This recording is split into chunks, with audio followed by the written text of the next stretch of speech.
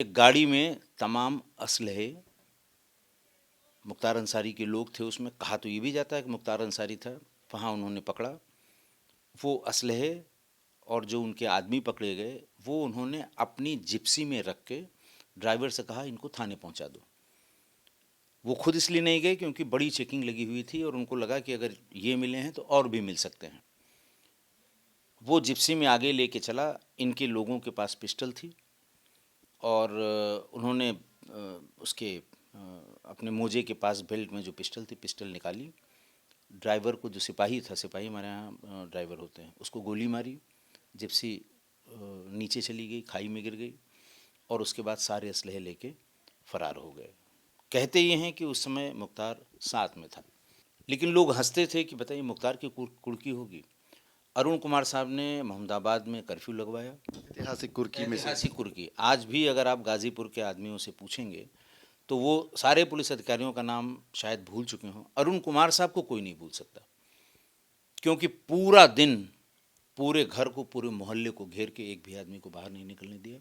और पूरा सामान, बल्कि जो दूसरे तीसरे मंजिल पे सामान था नीचे नहीं आ पा रहा था, पलंग है, फ्रिज है, टीवी है, उन सबको वहीं से सड़क पर फेंका गया ताकि पब्लिक देखे और उसके दिमाग में जो भय है कि इसका कुछ नहीं हो सकता, कानून भी इसका कुछ नहीं कर सकता। ऐसी ऐतिहासिक कुर्की अरुण कुमार साहब, वो शायद पहली कार्रवाई थी पुलिस की इसके खिलाफ। क्योंकि 8 केसेस ऐसे हैं जो इसके जेल में रहते हुए कायम हुए थे। जेल में था तब भी वो उसमें नाम क्यों? क्योंकि वहीं से ये रंगदारी, गुंडा टैक्स, ये तमाम तरह के तमाशे ये जेल से करता था। और यही वजह है कि जब पंजाब से लाया जा रहा था तो इसका घोर विरोध किया गया और उत्तर प्रदेश की सरकार को कितनी मेहनत करनी पड़ी, सुप्रीम कोर्ट तक जाना पड़ा कि साहब नहीं, हमारे यहाँ का केस है, हमारे यहाँ शिफ्ट किया जाए। और जब से उत्तर प्रदेश में लाके बांदा में रखा गया तभी से किसी न किसी बात की शिकायत ये, क्योंकि वो सुविधाएं वहाँ वहाँ पर रेड लाइट पे ट्रैफिक रुक गई। अचानक ये काफिला आके रुका। इसमें 5 शायद एम्बुलेंस थी, पीछे 10-12-15 गाड़ियाँ थीं, उनके आदमी थे, गुर्गे जो हमेशा चलते थे उनके साथ थे, कुछ मोटरसाइकिलें थीं। जब ये रुकी तो एक फ़ोटो जर्नलिस्ट हैं, उनको पता लगा कि मुख्तार का काफ़िला जा रहा है। तो एक एम्बुलेंस में, एम्बुलेंस की बड़ी बड़ी खिड़कियाँ होती हैं, खिड़की खुली हुई थी, तो उन्होंने उसको झांक के देखने की कोशिश की कि ऐसा तो नहीं इसमें मुख्तार बैठा हो, तो एक फ़ोटो हमको मिल जाएगी।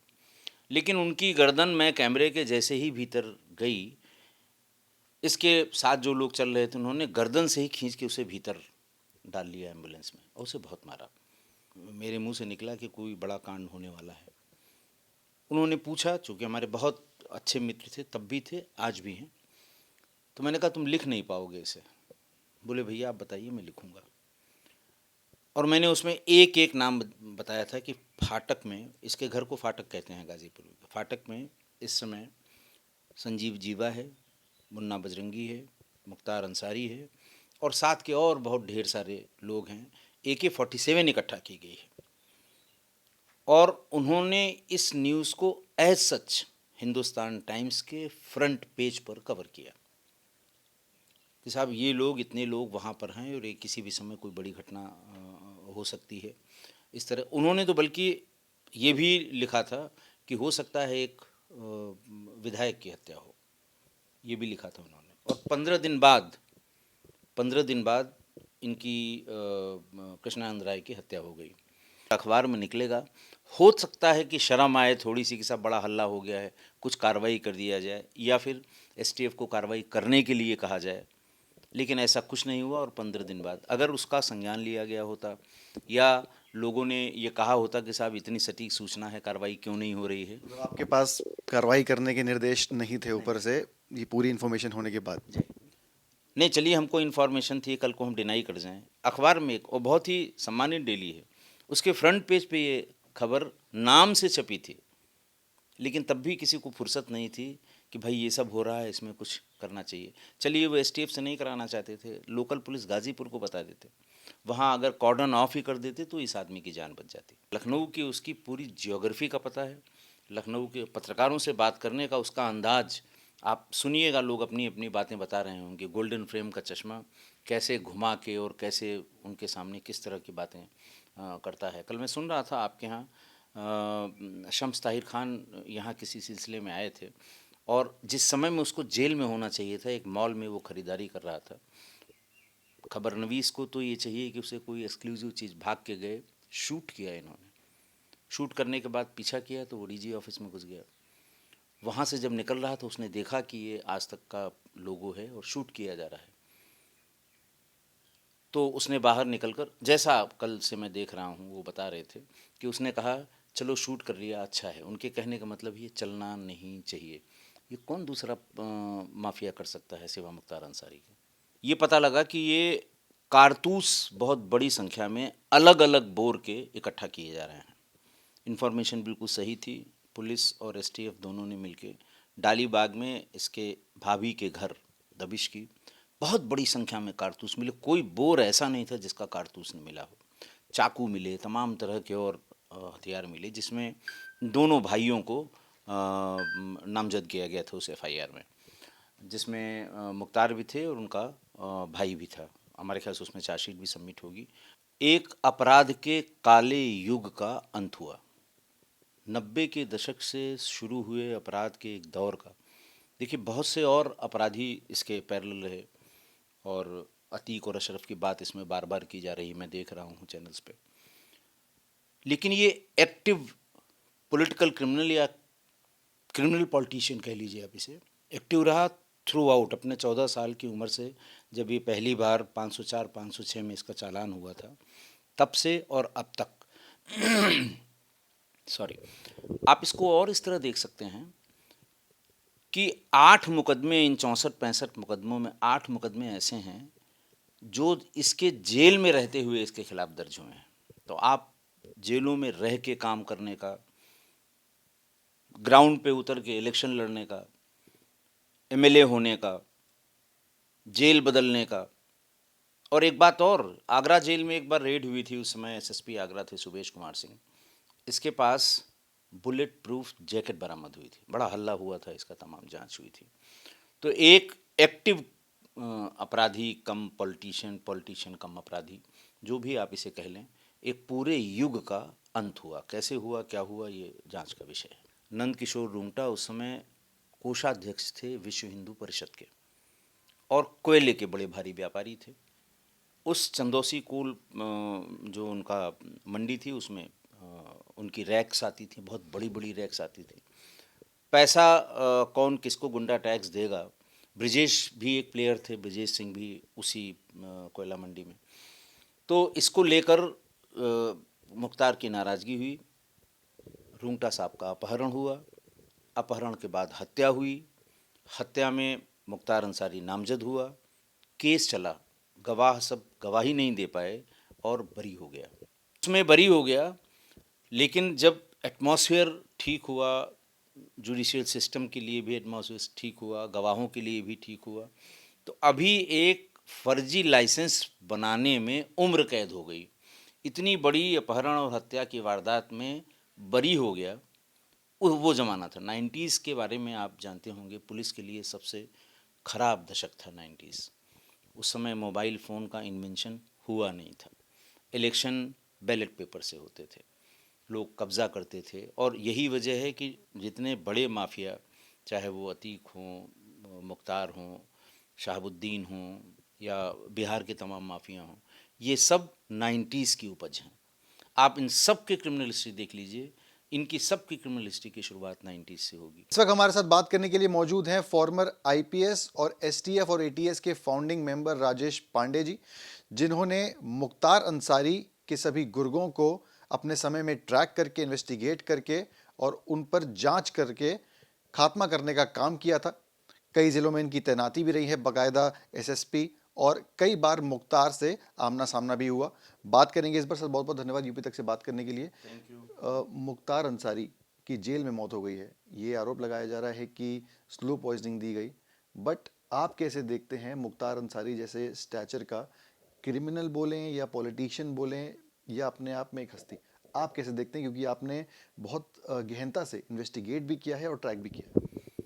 देखिए ये कैसे क्या हुआ, ये तो अलग विषय है, मजिस्ट्रेटी जांच होगी, दुनिया भर की बात होगी। लेकिन मैं ये स्पष्ट कह सकता हूँ कि एक अपराध के काले युग का अंत हुआ। 90 के दशक से शुरू हुए अपराध के एक दौर का, देखिए बहुत से और अपराधी इसके पैरेलल रहे, और अतीक और अशरफ की बात इसमें बार बार की जा रही है, मैं देख रहा हूँ चैनल्स पे। लेकिन ये एक्टिव पॉलिटिकल क्रिमिनल या क्रिमिनल पॉलिटिशियन कह लीजिए आप इसे, एक्टिव रहा थ्रू आउट अपने 14 साल की उम्र से, जब ये पहली बार 504 506 में इसका चालान हुआ था, तब से और अब तक। सॉरी, आप इसको और इस तरह देख सकते हैं कि 8 मुकदमे, इन 64-65 मुकदमों में 8 मुकदमे ऐसे हैं जो इसके जेल में रहते हुए इसके खिलाफ दर्ज हुए हैं। तो आप जेलों में रह के काम करने का, ग्राउंड पे उतर के इलेक्शन लड़ने का, एमएलए होने का, जेल बदलने का। और एक बात और, आगरा जेल में एक बार रेड हुई थी, उस समय एसएसपी आगरा थे सुबेश कुमार सिंह, इसके पास बुलेट प्रूफ जैकेट बरामद हुई थी, बड़ा हल्ला हुआ था इसका, तमाम जांच हुई थी। तो एक एक्टिव अपराधी कम पॉलिटिशियन, पॉलिटिशियन कम अपराधी, जो भी आप इसे कह लें, एक पूरे युग का अंत हुआ। कैसे हुआ, क्या हुआ, ये जांच का विषय है। अगर आपके इंटरेक्शन की बात करी जाए, मुझे याद है कि एक मुकदमा भी लिखा गया था, लखनऊ का एक मामला था जहां पर किसी पत्रकार को शायद मारने का भी मामला था। ये सब आपकी सामने चीज़ें कई बार हुई जब आप एसएसपी थे। वो क्या इंटरेक्शन था जब मुख्तार और आपका आमने सामने, वो एक्सपीरियंस क्या था? देखिए हमारे दो इंटरेक्शन हैं उससे, और जो 1-to-1 है, आमने सामने है। एक तो जब मैं यहाँ एसपी सिटी था, तो ये बात होगी 2002 की, 2001-2002 की। ये पता लगा कि ये कारतूस बहुत बड़ी संख्या में अलग अलग बोर के इकट्ठा किए जा रहे हैं। इन्फॉर्मेशन बिल्कुल सही थी। पुलिस और एसटीएफ दोनों ने मिलके डालीबाग में इसके भाभी के घर दबिश की। बहुत बड़ी संख्या में कारतूस मिले, कोई बोर ऐसा नहीं था जिसका कारतूस न मिला हो। चाकू मिले, तमाम तरह के और हथियार मिले, जिसमें दोनों भाइयों को नामजद किया गया था उस एफआईआर में, जिसमें मुख्तार भी थे और उनका भाई भी था। हमारे ख्याल से उसमें चार्जशीट भी सबमिट होगी, और हो सकता है अभी ट्रायल उसका हुआ हो ना हुआ हो, क्योंकि 2002 का है। दूसरी घटना हुई थी, मैं यहाँ एसएसपी था, और ये अक्सर आया करता था इलाज के सिलसिले में, लखनऊ सेंट्रल जेल से आता था और केजीएमसी में, या जो वहाँ का हॉस्पिटल के अलग अलग डिपार्टमेंट हैं, वहाँ इलाज कराने को आता था। और आता भी ये कई एम्बुलेंस में था। एम्बुलेंस इसका शौक था कह लें, या बचने का तरीका था, या जो भी कह लें। किसी को पता नहीं होता था कि किसी को किस पता में नहीं है। होता था किस में है। तो 4-5 एम्बुलेंस आई जेल की तरफ से, उन्हें मेडिकल कॉलेज जाना था। हजरतगंज चौराहे पे आप जानते हैं कि वहाँ पूरा दिन पत्रकार, प्रेस फोटोग्राफर, वीडियोग्राफर सब मौजूद रहते हैं, क्योंकि वो सेंटर ऑफ एक्टिविटी है, हार्ट ऑफ सिटी है। वहीं पर राजभवन है, विधान भवन है, लोक भवन है, और ये मुख्यमंत्री के आवास हैं, मंत्रियों के आवास हैं। तो सबकी आवाजाही उसी चौराहे से होती है। तो पत्रकार का तो काम है कि उसे अच्छे शॉट मिल जाएं, एक आध बाइट मिल जाए।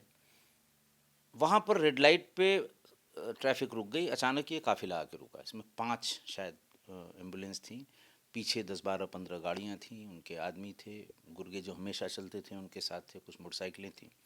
जब ये रुकी तो एक फ़ोटो जर्नलिस्ट हैं, उनको पता लगा कि मुख्तार का काफिला जा रहा है। तो एक एम्बुलेंस में, एम्बुलेंस की बड़ी बड़ी खिड़कियाँ होती हैं, खिड़की खुली हुई थी, तो उन्होंने उसको झांक के देखने की कोशिश की कि ऐसा तो नहीं इसमें मुख्तार बैठा हो, तो एक फ़ोटो हमको मिल जाएगी। लेकिन उनकी गर्दन में कैमरे के जैसे ही भीतर गई, इसके साथ जो लोग चल रहे थे उन्होंने गर्दन से ही खींच के उसे भीतर डाल लिया एम्बुलेंस में, और उसे बहुत मारा। ट्रैफिक खुला, उसे आगे ले जाके छोड़ दिया। तमाम और पत्रकार साथी उनके, वो, मैं ऑफिस में बैठा हुआ था, आए, बोले साहब ये हुआ है। इंस्पेक्टर हजरतगंज को, इंस्पेक्टर चौक को, इंस्पेक्टर वजीरगंज को, तीनों को एक साथ भेजा केजीएमसी में कि कहाँ, क्योंकि पता नहीं था कि वहाँ किसको दिखाने गया है। तो ये पता लगा साहब 10 मिनट पहले वो यहाँ से जा चुका है। तहरीर देने को कोई उस समय तैयार नहीं हुआ। सभी वो पत्रकार जो थे वो भी आज हैं, और साथ में जो लोग आए थे वो भी आज हैं। बहरहाल एक मुकदमा पुलिस से लिखवाया गया हजरतगंज थाने में। उसका क्या हश्र हुआ मैं बता नहीं सकता, लेकिन सामान्य रूप से यही हश्र हुआ करता था। आप हिम्मत देखिए कि उसको पता है लखनऊ की, उसकी पूरी जियोग्राफी का पता है, लखनऊ के पत्रकारों से बात करने का उसका अंदाज। आप सुनिएगा, लोग अपनी अपनी बातें बता रहे हैं, उनके गोल्डन फ्रेम का चश्मा कैसे घुमा के और कैसे उनके सामने किस तरह की बातें करता है। कल मैं सुन रहा था आपके यहाँ शम्स ताहिर खान यहाँ किसी सिलसिले में आए थे, और जिस समय में उसको जेल में होना चाहिए था, एक मॉल में वो खरीदारी कर रहा था। खबरनवीस को तो ये चाहिए कि उसे कोई एक्सक्लूसिव चीज़, भाग के गए, शूट किया इन्होंने, शूट करने के बाद पीछा किया तो वो डीजी ऑफिस में घुस गया। वहाँ से जब निकल रहा था उसने देखा कि ये आज तक का लोगो है और शूट किया जा रहा है,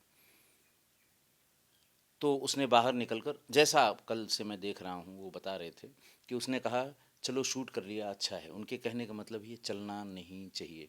ये कौन दूसरा माफिया कर सकता है सिवा मुख्तार अंसारी के? तो कहीं ना कहीं डर था लोगों में, जिसकी वजह से कोई तहरीर नहीं देता था, गवाही नहीं देता था। बात करें अगर वो फेमस मर्डर की, जो जिसमें इनके ऊपर पोटा भी बाद में लगाया गया कृष्णानंद राय की, उससे रिलेटेड कैसे इतना जो पूरा कारतूस है या फिर बोले गन्स है जमा हो गए घर पे? आप उस वक्त एसटीएफ में थे, आप लोग को जानकारी थी कि ये सब हो रहा है वहाँ पे? हाँ, उसमें ये जानकारी हो गई थी, पूरी टीम परसू कर रही थी और ये लोग इनके मूवमेंट को ट्रैक कर रही थी। ये उस समय ये नहीं जानकारी हो पाई थी कि इनका टारगेट क्या है। हुआ यूँ कि एक दिन हमारे एक मित्र हैं जो आजकल स्टेट हेड हैं एक बड़े अखबार के, वो आए हुए थे, और ऐसे ही बातचीत में मेरे मुंह से निकला कि कोई बड़ा कांड होने वाला है। उन्होंने पूछा, चूँकि हमारे बहुत अच्छे मित्र थे, तब भी थे, आज भी हैं, तो मैंने कहा तुम लिख नहीं पाओगे इसे। बोले भैया आप बताइए, मैं लिखूंगा। और मैंने उसमें एक एक नाम बताया था कि फाटक में, इसके घर को फाटक कहते हैं गाज़ीपुर में, फाटक में इस समय संजीव जीवा है, मुन्ना बजरंगी है, मुख्तार अंसारी है, और साथ के और बहुत ढेर सारे लोग हैं। AK-47 इकट्ठा की गई है, और उन्होंने इस न्यूज़ को एज सच हिंदुस्तान टाइम्स के फ्रंट पेज पर कवर किया कि साहब ये लोग, इतने लोग वहाँ पर हैं और ये किसी भी समय कोई बड़ी घटना हो सकती है। इस तरह उन्होंने तो बल्कि ये भी लिखा था कि हो सकता है एक विधायक की हत्या हो, ये भी लिखा था उन्होंने। और 15 दिन बाद इनकी कृष्णानंद राय की हत्या हो गई। फिर उसके बाद जब सीबीआई को ये ट्रांसफ़र हुई तो सीबीआई के लोगों ने उनसे संपर्क किया कि भाई इतनी एग्जैक्ट सूचना आपको कहाँ से मिली? तो उन्होंने बताया साहब हमारे कांटेक्ट हैं, हम प्रेस वाले हैं, हम तमाम ऐसे लोग में हैं। सवाल उठता है कि अगर एसटीएफ के पास या बाकी एजेंसीज के पास वो पुख्ता खबर थी कि AK-47 घर में लाई जा रही है, डेड क्रिमिनल्स वहाँ पे मीटिंग कर रहे हैं, उसके बाद भी फिर हत्या क्यों नहीं रुक पाई? क्या था कि एक्ट नहीं कर पाई एजेंसीज, और क्या वजह थी? देखिए, वजह तो आप भी समझ रहे हैं, जो सेटअप होता है वही असली वजह होता है। आप भी समझ रहे हैं क्यों नहीं हो पाया होगा, और शायद इसीलिए ये बताया गया था कि सेटअप से अखबार आपका में, मतलब सरकार पे है कहीं ना हाँ, कहीं? तो आप खुल के नहीं बोल रहे हैं? अगर अखबार में निकलेगा, हो सकता है कि शर्म आए थोड़ी सी कि सब बड़ा हल्ला हो गया है, कुछ कार्रवाई कर दिया जाए, या फिर एसटीएफ को कार्रवाई करने के लिए कहा जाए। लेकिन ऐसा कुछ नहीं हुआ, और 15 दिन बाद अगर उसका संज्ञान लिया गया होता, या लोगों ने ये कहा होता कि साहब इतनी सटीक सूचना है, कार्रवाई क्यों नहीं हो रही है। मतलब आपके पास कार्रवाई करने के निर्देश नहीं थे नहीं, ऊपर से, ये पूरी इन्फॉर्मेशन होने के बाद? जी, नहीं, चलिए हमको इन्फॉर्मेशन थी, कल को हम डिनाई कर जाएं। अखबार में एक, और बहुत ही सम्मानित डेली है, उसके फ्रंट पेज पे ये खबर नाम से छपी थी, लेकिन तब भी किसी को फुर्सत नहीं थी कि भाई ये सब हो रहा है, इसमें कुछ करना चाहिए। चलिए वो एसटीएफ से नहीं कराना चाहते थे, लोकल पुलिस गाजीपुर को बता देते, वहाँ अगर कॉर्डन ऑफ ही कर देते तो इस आदमी की जान बच जाती। ठीक बात है। अगर ये तो हो गया पूरा जो सिंडिकेट और गैंग जो चलाता था मुख्तार, फाइनेंशियली कहाँ से जो है वो मदद मिलती थी? पैसा कहाँ से इकट्ठा करके इन अपनी इन पूरी गतिविधियों को वो फंड करता था? इस पे आप लोगों ने, आपकी नज़र थी? देखिए, मैंने जब नौकरी अपनी शुरू की थी तो सोनभद्र से शुरू की थी। सोनभद्र में ही एनसीएल की ओपन कोल फील्ड्स हैं। आप ये समझें कि पिपरी से लेके और सिंगरौली तक, मध्य प्रदेश तक। और उस समय 90s में ये काला सोना कहा जाता था। अब तो गैस हो गई, हर छोटी मतलब हर घर में खाना बनाने के लिए कोयले का इस्तेमाल होता था, बहुत ऊंचे रेट में मिलता था। बनारस में चंदौली में इसकी सबसे बड़ी मंडी लगती थी, और ओपन कोल फील्ड से जो अच्छे किस्म का कोयला था वो तो रेलवेज़ को या जो कंपनीज खरीदती थी वहाँ, जो नंबर 2 का बस्ता था उसको ये लोग ले आते थे और वहाँ साठ-गांठ करके एनसीएल के ऑफिसर से अच्छा कोयला भी उसमें ले आते थे। 20-20, 25-25 ट्रक चंदौली कोल फील्ड में आ जाता था और चूंकि बहुत सस्ता होता था तो इसमें ये बोली लगाते थे वहाँ कि भाई ये कोयला जो है इसको हम डील करेंगे, इसको हम एक्चुअली वहाँ से शुरू हुआ इसका फाइनेंशियल। और इसी में 97 में रूंगटा साहब थे, नंद किशोर रूंगटा। ये एग्जैक्टली 22 जनवरी 1997 की बात है। नंद किशोर रूंगटा उस समय कोषाध्यक्ष थे विश्व हिंदू परिषद के और कोयले के बड़े भारी व्यापारी थे।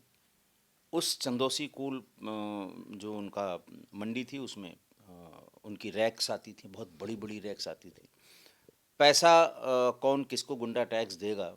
ब्रिजेश भी एक प्लेयर थे, ब्रिजेश सिंह भी उसी कोयला मंडी में। तो इसको लेकर मुख्तार की नाराज़गी हुई, रूंगटा साहब का अपहरण हुआ, अपहरण के बाद हत्या हुई, हत्या में मुख्तार अंसारी नामजद हुआ, केस चला, गवाह सब गवाही नहीं दे पाए और बरी हो गया। अब आप सोच लीजिए आज की तारीख में संभव है क्या? आज की तारीख में बिल्कुल संभव नहीं है। उसमें बरी हो गया, लेकिन जब एटमॉस्फेयर ठीक हुआ, जुडिशियल सिस्टम के लिए भी एटमॉस्फेयर ठीक हुआ, गवाहों के लिए भी ठीक हुआ, तो अभी एक फर्जी लाइसेंस बनाने में उम्र कैद हो गई। इतनी बड़ी अपहरण और हत्या की वारदात में बरी हो गया। वो ज़माना था 90s के बारे में आप जानते होंगे, पुलिस के लिए सबसे खराब दशक था 90s।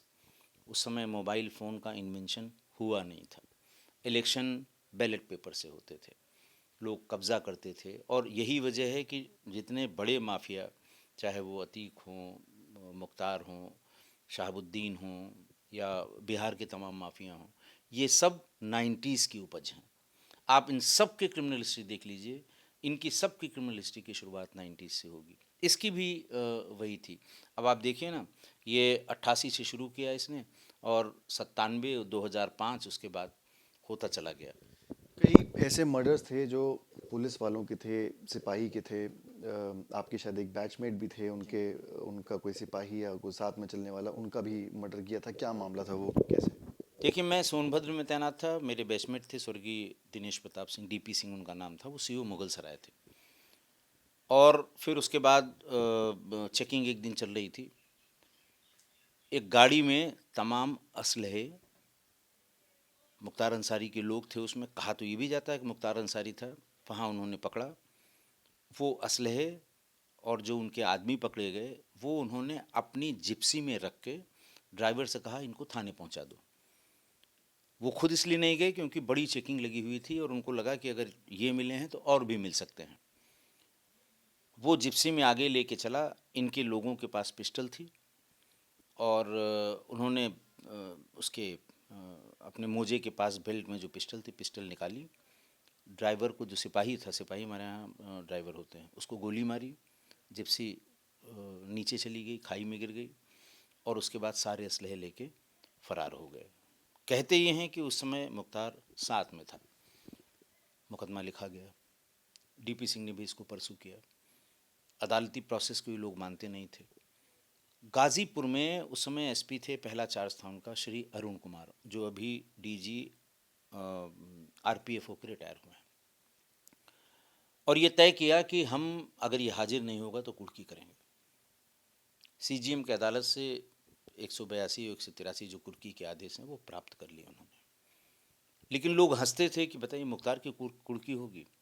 अरुण कुमार साहब ने मोहम्मदाबाद में कर्फ्यू लगवाया, ऐतिहासिक कुर्की में से। ऐतिहासिक कुर्की। आज भी अगर आप गाज़ीपुर के आदमियों से पूछेंगे तो वो सारे पुलिस अधिकारियों का नाम शायद भूल चुके हों, अरुण कुमार साहब को कोई नहीं भूल सकता, क्योंकि पूरा दिन पूरे घर को, पूरे मोहल्ले को घेर के एक भी आदमी को बाहर नहीं निकलने दिया और पूरा सामान, बल्कि जो दूसरे तीसरे मंजिल पे सामान था नीचे नहीं आ पा रहा था, पलंग है, फ्रिज है, टीवी है, उन सबको वहीं से सड़क पर फेंका गया ताकि पब्लिक देखे और उसके दिमाग में जो भय है कि इसका कुछ नहीं हो सकता, कानून भी इसका कुछ नहीं कर सकता, ऐसी ऐतिहासिक कुर्की अरुण कुमार साहब, वो शायद पहली कार्रवाई थी पुलिस की इसके खिलाफ। उसके बाद तो फिर ये पकड़ा गया, जेल आता रहा, जाता रहा, जेल में सुविधाएं लेता रहा। और बता तो रहा हूँ कि 8 केसेस ऐसे हैं जो इसके जेल में रहते हुए कायम हुए थे। जेल में था तब भी वो उसमें नाम क्यों? क्योंकि वहीं से ये रंगदारी, गुंडा टैक्स, ये तमाम तरह के तमाशे ये जेल से करता था। और यही वजह है कि जब पंजाब से लाया जा रहा था तो इसका घोर विरोध किया गया। और उत्तर प्रदेश की सरकार को कितनी मेहनत करनी पड़ी, सुप्रीम कोर्ट तक जाना पड़ा कि साहब नहीं, हमारे यहाँ का केस है, हमारे यहाँ शिफ्ट किया जाए। और जब से उत्तर प्रदेश में लाके बांदा में रखा गया, तभी से किसी न किसी बात की शिकायत ये, क्योंकि वो सुविधाएं वहाँ मिल नहीं सकती थी जो ये पंजाब में अवेल करता था या इसके पहले जेलों में अवेल करता था। और फिर धीरे धीरे आपने देखी कि किस कल तरीके की सुविधाएं उस वक्त जेल में यहाँ पे उत्तर प्रदेश में दी जाती थी इनको मुख्तार? भाई, मैंने आपको एक इंसिडेंट बताया कि सुबेश कुमार सिंह साहब अभी भी हैं, ये एसएसपी थे आगरा में। जेल के बैरक में इनको सूचना मिली, वहाँ गए और वहाँ पर बुलेट प्रूफ जैकेट, आप बीड़ी सिगरेट गेट पर आपसे तलाशी में निकलवा के रखवा ली जाएगी। पेन लिए होंगे, अगर आप मिलने गए हैं, आपको जानते हैं, फिर भी रखवा लेंगे। बेल्ट उतरवा लेते हैं। ऐसे में बुलेट प्रूफ जैकेट चली गई। खाना हमेशा घर का बना हुआ खाता था। एक रसोईया भीतर दफ़ा 25 में बंद करवा लेता था। आम सेक्ट में एक आदमी बंद हुआ, वो इसका रसोईया था। हर जेल में ज़मानत उसमें 4 दिन में हो जाती थी, लेकिन ज़मानत नहीं, वो सारा सामान बाहर से आता था और इसका खाना वो वहीं भीतर जेल कैंपस में। तो ये इससे बड़ी सुविधा क्या होगी कि हमको घर का खाना खाने को मिल रहा है, टीवी मिल रही है, एसी हो सकता है लगा रहा हो, मैं कह नहीं सकता, और कूलर लगा हुआ है, मोबाइल फ़ोन पर बातचीत कर रहे हैं। तो घर में और जेल में अंतर क्या रह गया था? एक आखिरी सवाल, जिस तरीके से बताया कि वो जेल में रहा करता था और जैसा अंत हुआ है, आरोप लग रहे हैं कि स्लो पॉइजन दिया गया, कितना पॉसिबल है या आपको क्या लगता है कि जो इन आरोपों में कितना सत्य है? देखिए, मैं इन आरोपों के बारे में कुछ नहीं कह सकता। देखिए, पहली बात तो ये जुडिशियल कस्टडी में था, जेल में था, और जुडिशियल कस्टडी में कोई भी मौत होती है उसकी मजिस्ट्रियल इंक्वायरी होती है। जिसके ऑर्डर से ये जुडिशियल कस्टडी में था, वो इनकी ये मैनुअल में है कि अगर इस तरह से कोई कैदी भीतर मरता है तो उसकी इंडिपेंडेंट मजिस्ट्रियल इंक्वायरी होगी और कोई अच्छे मजिस्ट्रेट नामित किए, जुडिशियल मजिस्ट्रेट नामित किए जाएंगे और उस इंक्वायरी में सब चीज़ें पता लग जाएंगी, क्योंकि कैंपस के भीतर का है, रिकॉर्ड भी कैंपस में है, बातचीत भी कैंपस में है, कब शिकायत हुई वो भी कैंपस में है, कब दरखास्त दी वो भी कैंपस में है। क्योंकि पुलिस का दखल नहीं है, जेल जेल मैनुअल के हिसाब से चलता है। जेल की पुलिस अलग है, जेल का डिपार्टमेंट अलग है, जेल के डीजी अलग हैं। तो वैसे जब आज के ज़माने में जब डिजिटल युग जिसे आप कहते हैं, कोई ऐसा रिस्क लेगा नहीं जहाँ तक मेरी समझ है, क्योंकि भीतर चीज़ें रिकॉर्ड भी हो रही हैं, भीतर बातचीत करने वाले भी हैं, कब किसने किसको फ़ोन किया मोबाइल से, किस डॉक्टर को फ़ोन किया, किसको बुलाया भीतर, ये सब चीज़ें भी हैं। तो डिजिटल युग में कोई जेल की चहारदीवारियों के भीतर कोई इस तरह की बात हो जाए, मैं फिर भी कह रहा हूँ कि मैं कोई टिप्पणी इसलिए नहीं करूँगा क्योंकि इस पर ऑलरेडी जुडिशियल इंक्वायरी होगी, आदेश हो गए होंगे, क्योंकि 24 घंटे में आदेश हो जाते हैं या होने वाले होंगे। तो जुडिशियल इंक्वायरी का जो आउटकम होगा वो दूध का दूध पानी का पानी कर देगा कि किसके आरोप में कितना दम है। बहुत बहुत धन्यवाद हमसे बात करने के लिए और वो किस्से साझा करने के लिए।